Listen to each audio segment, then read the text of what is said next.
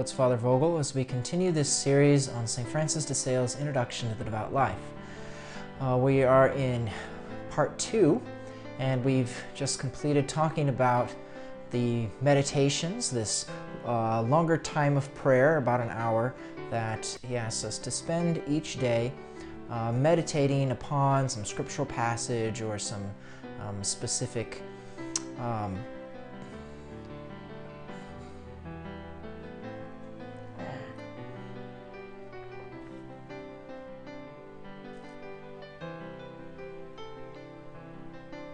Hello, it's Father Vogel.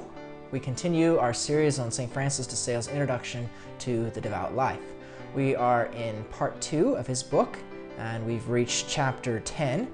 We've just finished going through his meditations, as well as some follow-up advice for how to engage those meditations.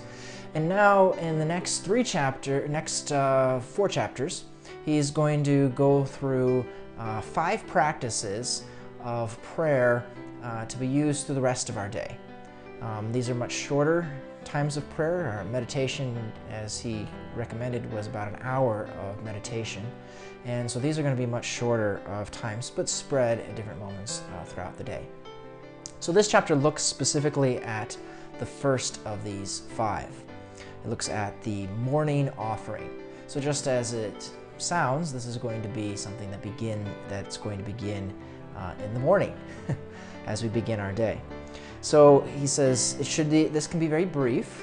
It's not a long thing, but it should be done before we leave the bedroom, if at all possible, before we begin the things of the day.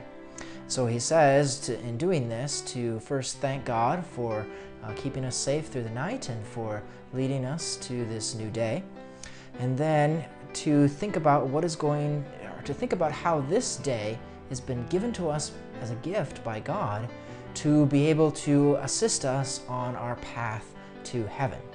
So our day now is to help us reach that eternal day.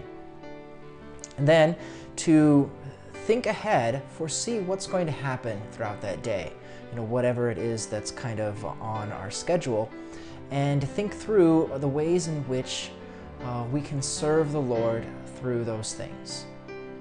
And also, he says, to think ahead as to what might be, some of the temptations that could arise through the course of our day as well. So then he says to think directly of what are the specific actions that we can do so that we can take full advantage of serving God or serving others the way he asks us. And what are those specific ways in which we can seek to avoid sin, seek to not fall into those kind of temptations. So, for example, he says that maybe we're anticipating, meeting someone specifically that we know could easily go into anger. So we might think of, well, how am I going to engage this person so they don't get upset with what it is that we must speak about?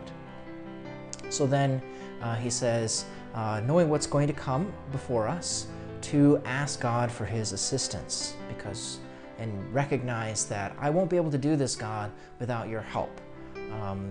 I'd recommend especially to even calling upon the Holy Spirit for assistance before we engage in some of those specific moments. He says that this is a practice that we should never omit, as we want to start our day offering our entire day to God.